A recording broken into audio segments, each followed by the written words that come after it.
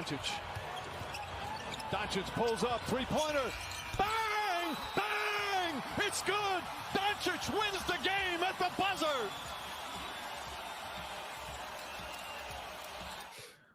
Welcome to Inside the Mavs, the official Mavericks podcast of 97.1 The Freak, presented by Aura. My name is Kevin Gray, Mavericks Pre and Post Game host on the Dallas Mavericks Radio Network. Appreciate you joining me here for the latest episode of Inside the Mavs. If you're watching this on my YouTube channel at Kevin Gray Sports, make sure you like and comment on the video and subscribe to the channel as well. And if you're listening to the podcast, make sure you download and subscribe it wherever you get your podcasts for free on iHeartRadio, Apple, and Spotify podcasts. So excited for this week's episodes of Inside the Mavs. A lot to get to, obviously, as we are now into the NBA playoffs, and the Mavericks, of course, are the 5th seed in the West, matched up against the Los Angeles Clippers, a team that feels like they're destined to fight for forever at this point. And I had to bring in a guest who knows the Clippers extremely well, covers the Clippers for The Athletic. You can find him on Twitter at Law Murray, the NU. Law Murray joining me here on Inside the Mavs. Law, what's going on? Good to be here with you, Kevin. I appreciate you taking the time with me, man. As I mentioned just a second ago, Law, it feels like these two teams are just destined to fight each other for forever. It feels like for the third time now in the last 5 years, the Clippers and the Mavericks will see each other in the NBA playoffs once again. And of course, the series will start in Los Angeles on Sunday. Just your overall thoughts on the fact that it's these two teams once again in the postseason for the third time in the last 5 seasons.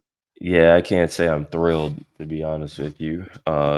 It's just one of those series where, I mean, the Mandela effect of what Luka has done to the Clippers, like, because people don't watch games and have faulty memories and short attention spans, people kind of have lost track of what's actually happened in these series. And I'm sure Mavericks fans, they are probably like, okay, they have won the last 2. They are a formidable opponent, and they're probably kind of ticked about that as well. Like, can you imagine losing a third time in a row to these dudes in the first round, let alone? So it's honestly, for me, it's like, all right, I'm familiar with covering this series. I'm familiar with covering Luka. I'm excited to get Tim Cato out here to LA and excited to go to Dallas. The basketball part of it, people are going to be insufferable for as long as the series lasts.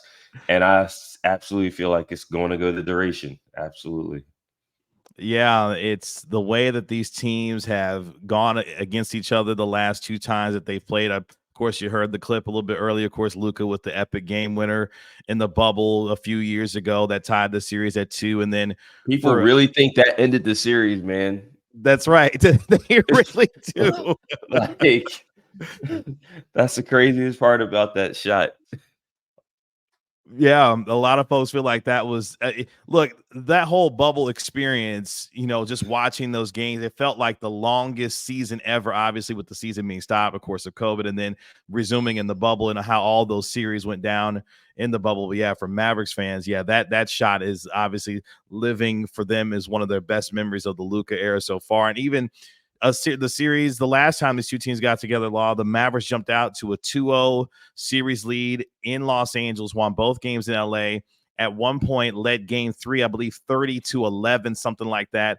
And it felt like the Mavericks were on their way to a 3-0 series lead. And then, as you know better than anyone, Kawhi Leonard decided to go full God mode and decided to take over the rest of the series and really put the Clippers on their back. For you, when it comes to Kawhi, and obviously his health is going to be a huge concern as the rest of this postseason goes on, has missed the last 8 or 9 games with the inflammation in his knee. Where is he at as far as his health is concerned, and what that means for this series for him?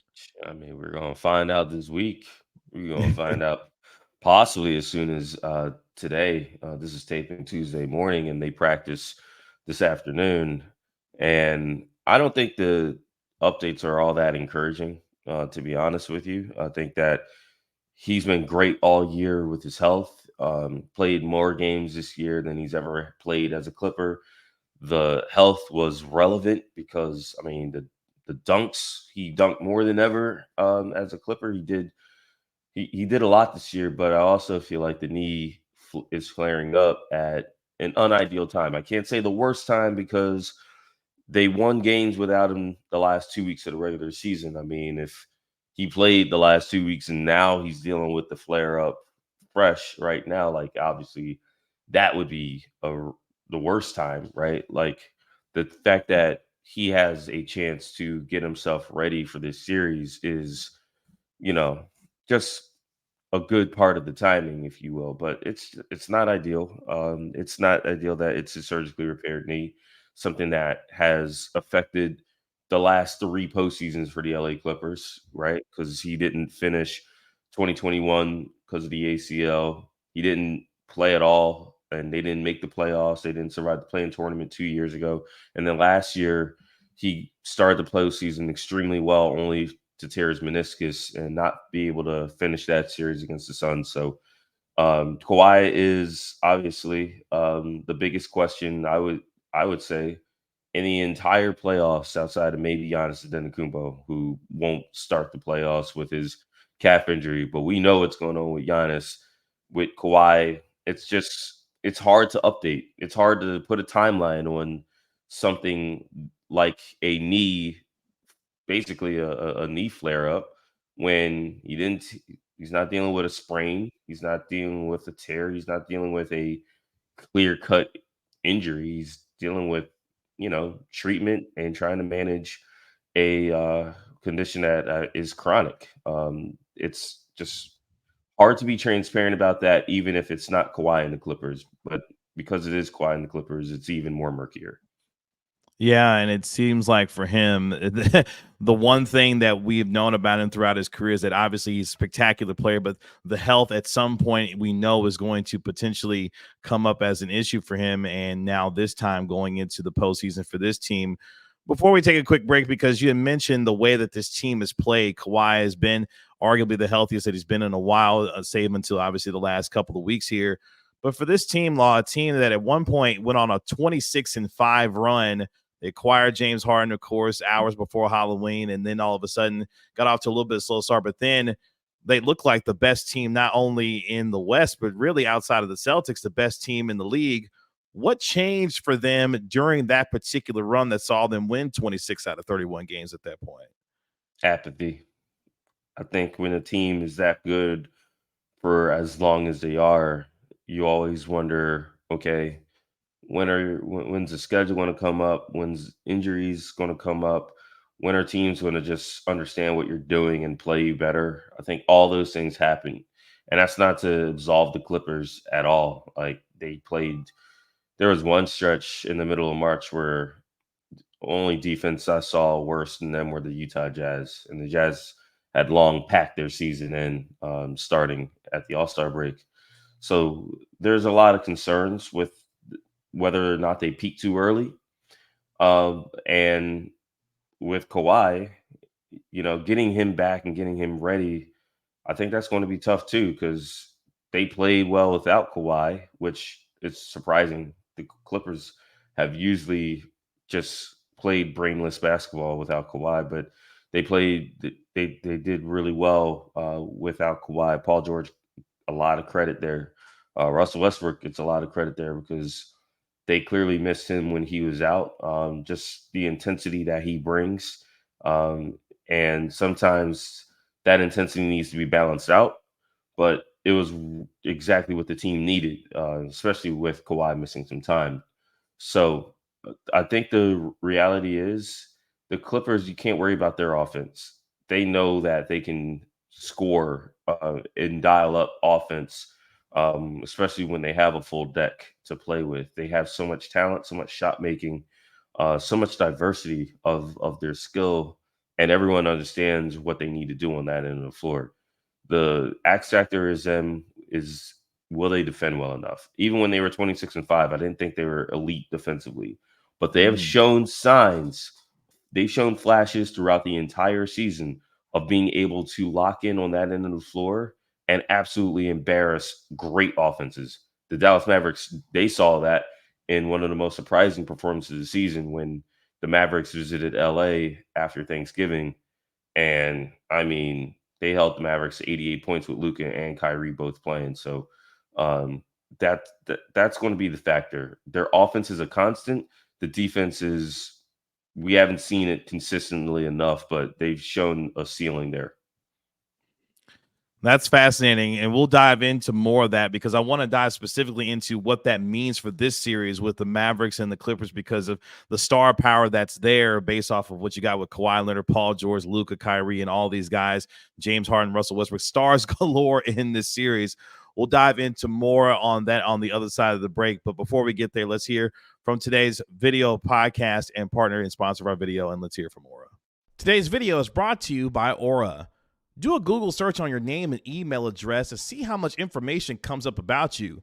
I was devastated by the amount of information that I could be seeing searching my name and profile, and I knew then I needed to be protected for not just myself, but also for my family. Data brokers sell your information to scammers, spammers, and anyone else who may want to target you. Your full name, email, home address, health records, your relatives, it's all out there. That's why I've been using Aura, the sponsor of today's video. Aura shows me which data brokers are selling my information and automatically submits opt-out requests for me. Cleaning up my information not only helps reduce the amount of spam I get, but it protects me from hackers who could use this information to help them access my social media accounts, bank accounts, and other sensitive information. Aura also does so much more to protect me and my family from online threats that I can't see. It's really easy to set up, so I don't have to download several different apps to get things like antivirus, VPN, password management, parental controls, identity theft insurance, and more. I get everything at one affordable price. You may already have one of these tools already, but not having Aura is like locking the front door and leaving the back door wide open. Aura is always on, doing the hard work to protect me and my family so I can focus on other tasks with peace of mind. I value my privacy and I value yours. You can go to aura.com/Kevin Gray to start your 2-week free trial. Please see the link in the description. Back here on Inside the Mavs. Appreciate you hanging out with us through that quick break there. And thank you to today's sponsor of our video and our podcast in Aura, here with Law Murray of The Athletic, covering the Los Angeles Clippers, getting you ready for Mavericks and Clippers Part 3 as they get ready to take on each other beginning on Sunday in the first round of the Western Conference playoffs. And before we went to break, Law, we were talking about obviously what this team was able to do in terms of the Clippers during that run, going 26-5 in those 31 games. Really had to turn it on a little bit over the last few weeks, started to play well down the stretch for them.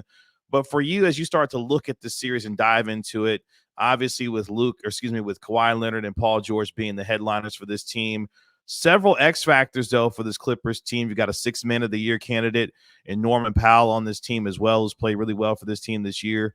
For you, what are some of the things about this series that we aren't talking about right now that you feel like are going to be important as you start to look at this series here?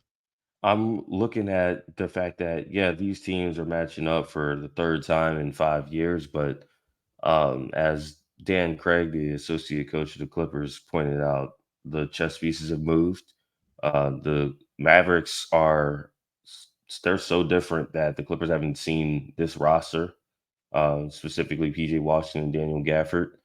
And they've never seen the Mavericks defend like they've defended over the last quarter of the season. This is the best. The Mavericks were the best defense in the NBA, and so the Clippers are going to need to look at that, and it's almost like playing a regular season opponent to start this series, because it's completely unfamiliar in terms of the supporting cast for Dallas.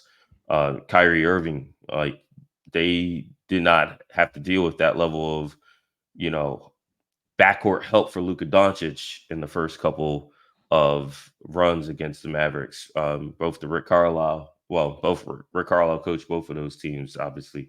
The fact is, Jason Kidd is coaching, and Jason is a different coach than Rick Carlisle is. I feel like Jason's not as stubborn as Rick. I mean, Rick started Boban, for crying out loud, in the game 7. That's right. That's so right. Yes.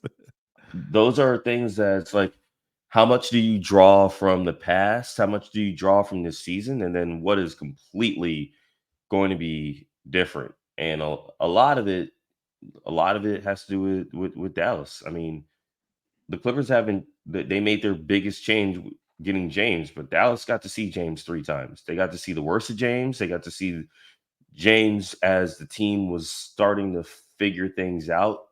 And then they got James and the Clippers when the Clippers were playing their absolute best basketball. Their 9th consecutive win came in Dallas to break that tie, and basically give the Clippers home court advantage in the series. So I think that's what I'm looking at. Like the Mavericks, they kind of know more about the Clippers right now, or this version of the Clippers, than the Clippers know about this version of Dallas. Yeah, and the way that these teams have changed. I mean, for the Mavericks, Luka is the only starter from this team that was on the one that played the Clippers the first time a few years ago. So these teams in a lot of ways have changed in terms of their makeup and what they look like. And you've talked about what this team looks like with Luka versus them, and them obviously against defending, what the Mavericks have in terms of Kyrie Irving. What for you, as you've watched this team in terms of the Mavericks, when you've had the opportunities to, with Luka and Kyrie, specifically with Kyrie, that provides yet another different dynamic for this series versus the first time these two teams played against each other? Well, you just got 2 guys who can create shots at an elite level for themselves and their teammates, which it was all on Luka to create everything. They used Luka's extraordinary output against Luka, and I mean that was a huge factor. Like you could tell that Luka was going to wear down, and he had no relief at all from a ball handling, shot creation standpoint. Not to mention they attacked him constantly. So here's the thing: when you have Kyrie Irving, you have the help there, but you also have another guy that the Clippers want to attack on the other end of the floor. And in place of Kyrie, you don't have a Kristaps Porzingis. The thing that made Kristaps Porzingis really difficult for the Clippers is that the Mavericks were incredibly spaced out, like at all times, except for when Boban or Willie Cauley-Stein was on the floor, and those were the only times that the Clippers were comfortable having, if it's Zubats on the floor. Um, the Clippers had to play a perimeter game. Like they had to shift their starting lineup to get Zoo out because Luka was chewing up that switch. And then you had Nicholas Batum to assuage that. The Mavericks don't have a mismatch at all in the front court. Like even with Rick Carlisle refusing to post Kristaps Porzingis, you still had to account for a 7'3" guy who could shoot. The Mm-hmm. Mavericks do not have that player anymore. So while you have an advantage with Kyrie and what he's able to do as a secondary guy or as a guy when Luka's on the bench to put that pressure on a perimeter defense, he's a like-sized guy. He's more traditional, and you don't have any mismatches anymore outside of Luka. Luka's the mismatch. As good as Kyrie is, as skilled as he is, debatable whether he's the most skilled player on his team, let alone never played a game of basketball, but that's another story. Kyrie is likes a traditional guy, and if there's one guy who knows about Kyrie Irving, it's Tyronn Lue, obviously. And Mm-hmm. so the mismatches that you saw 3 years ago that stressed the Clippers out to the point where they had to change and bench 2 their primary defensive starters, those guys aren't really there anymore. It's interesting because you've talked about kind of the identity of what the Mavericks were during those initial series when Luka was really the offense and the system, if you will, James Harden, when it came to what the Mavericks were trying to do. Now the Mavericks with Daniel Gafford, Derek Lively, who hopefully will return during this postseason as well, have really kind of changed the identity of what they do in terms of how they defend and the way that they like to get guys involved on the inside. Do you feel more comfortable with the Clippers against this team and the Mavericks now based off of what they like to do? Obviously, with Luka and Kyrie as the focal point on the offense, but how they like to get Lively and Gafford involved in terms of their rim running and their abilities to finish at the rim, especially off of pick and roll and things like that for them. Yeah, I think the Clippers are one of the more disciplined pick and roll defenses in the NBA. And that is another factor where it's like you can beat a lot of these teams that the Dallas Mavericks beat over the last quarter of the season. Again, Dallas was the best team in the West the last 20 games, going 16-4. But you play against a Clippers defense that they understand how to play, a lob threat. They know not to get eaten up inside by a player like Daniel Gafford or Derek Lively Jr. Derek Lively II. Like those are guys who, if they catch and they're in position to finish, they're going to finish. But they're also not creating either, like at all. Like those guys are not putting the ball on the floor and getting to their shots. They're not posting up. They're not facing up. They're not taking shots outside the paint. So they're what they do in their roles. They've been stars in their roles, but their utility is limited. And so that I would expect the Clippers to be able to understand, okay, there's going to be a lot of ISO. There's going to be a lot of attacking switches. There's going to be a lot of pick and roll. If those guys get vertical spacing, there's going to be an issue there. But you're also going to probably want Dallas to shoot the ball more. Like, don't overreact to the lob threat. Make guys like PJ Washington shoot if they're going to be spaced out. Derrick Jones Jr. If those guys are starting together, who are you fearing taking jump shots? Tim Hardaway Jr. Obviously, he's streaky, and the streaks haven't been great. Dante Exum has shot the ball incredibly well, but Dante Exum also hasn't played playoff basketball in a long time. Like, those are the guys who are going to be swing factors in this series for Dallas, because if those guys aren't hitting shots, that's going to be an issue. I think the Clippers are going to prioritize making things hard on Luka as a passer. And one of the ways you make things hard on Luka as a passer is to have Luka get the ball to places that Luka probably doesn't want to get the ball to. Do you think they'll take turns with Luka? Will we see Kawhi, Paul George? How do you think the Clippers will go about attacking Luka, try to making it difficult on him as a passer and as a scorer as well? How do you think they'll attack Luka in that way? You got to give him different looks. You have to be physical with him. It's that simple. You can't say, Terrence Mann, you got Luka for 48 minutes. Like, that's just not something that happens in the NBA in general. I think Terrence is going to be a big factor. Terrence always gets up for Luka Doncic. Yeah, he does. And, this isn't Pat Beverly. Pat Beverly, as good of a defender as he is, he's 6'1". Like, Terrence Mann has got more size, and Luka is the type where you can't put a small guard on him consistently. He will bully that guard. Now, that being said, Russell Westbrook is a bigger guard than Pat Beverly is, and Russell is going to get plenty of time on Luka as well. But you got to switch it up. You got to give him a variety of personnel, a variety of schemes, a variety of coverages.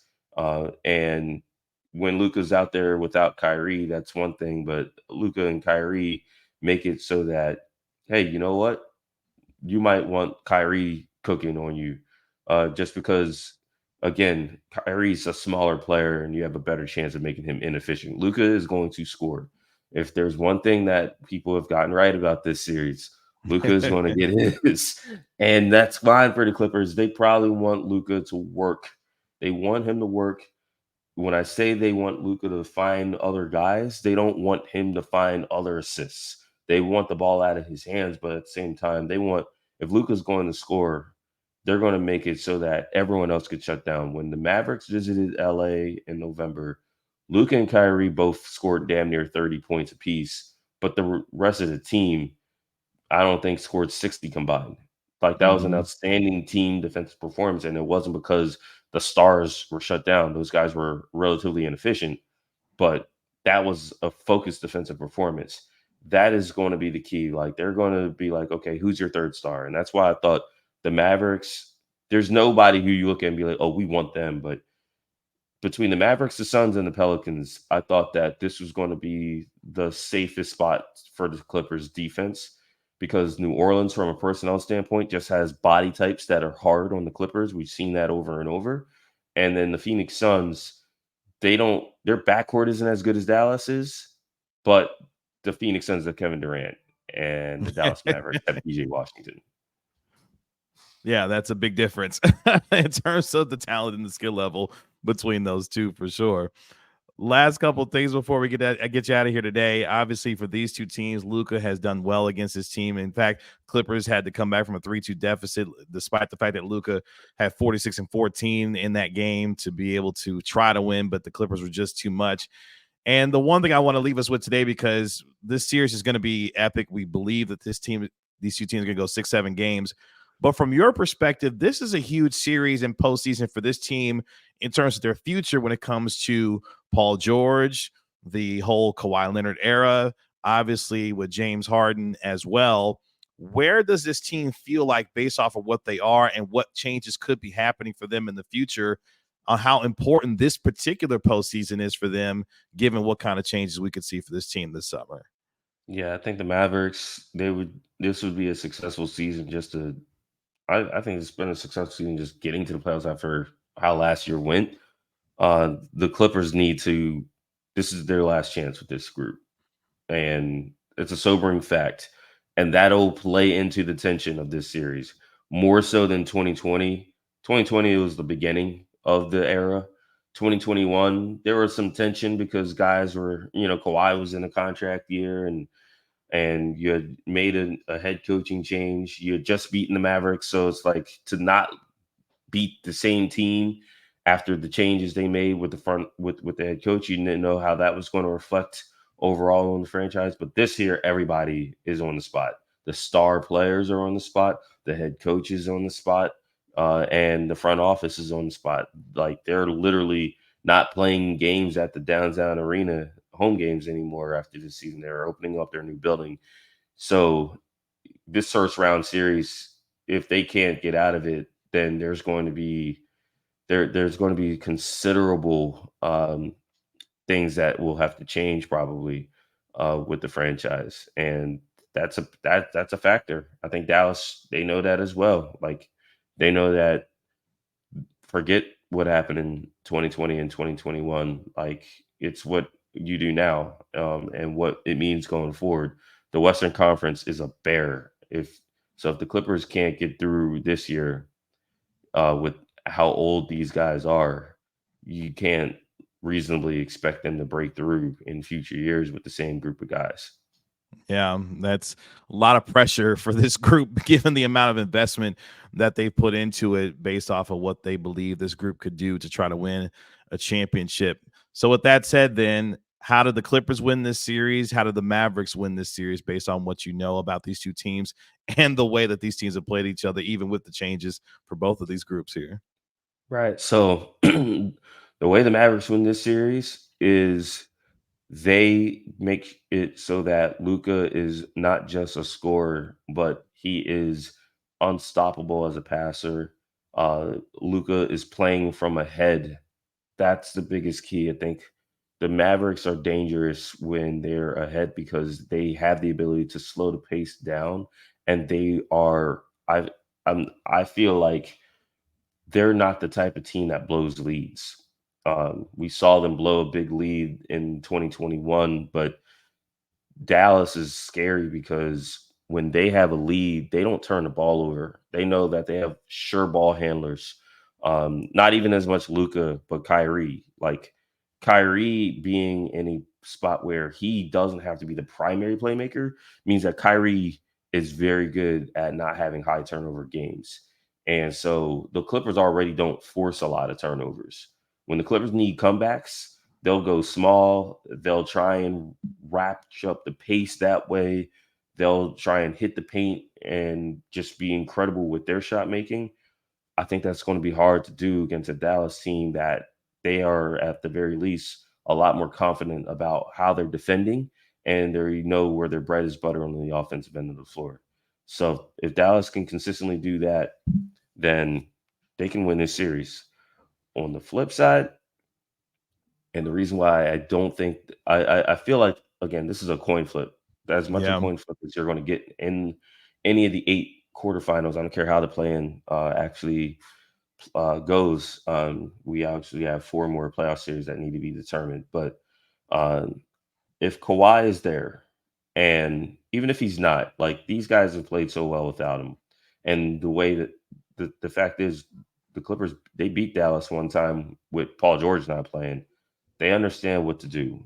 If the Clippers can get to the paint, even with how great Daniel Gafford has protected the rim, even with how much the Mavericks defense in the inside has improved based off of their first half of the year, If the Clippers can still find success inside on the Mavericks, it's a problem because the Clippers have the shooters where you can't overreact. And I just don't feel like Dallas has the personnel to match up with who the Clippers have. Has Dallas been the best defense? Yes. But I think personnel matters. And matching up with the perimeter talent, the front court talent that the Clippers have, I don't think that there's any matchup the Mavericks feel good about at all, especially if the role players are hitting, especially if James, who's the third guy, if everyone's right.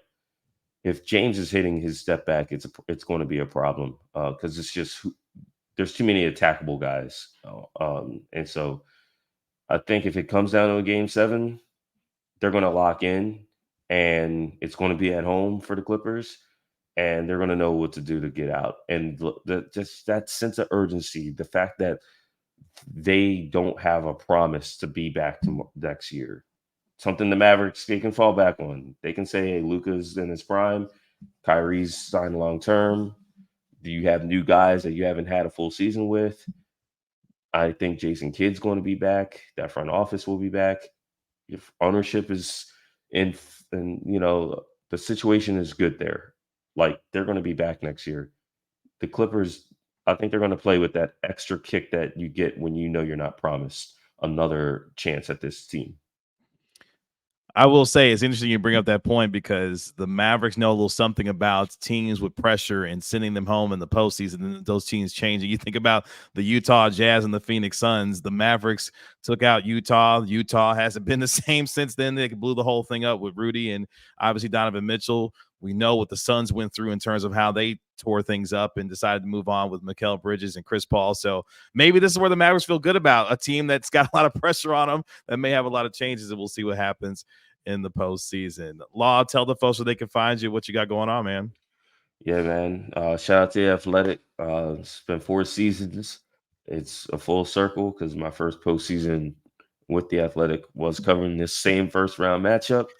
And so we got great things coming all up and down the vertical, but that's where you'll find me.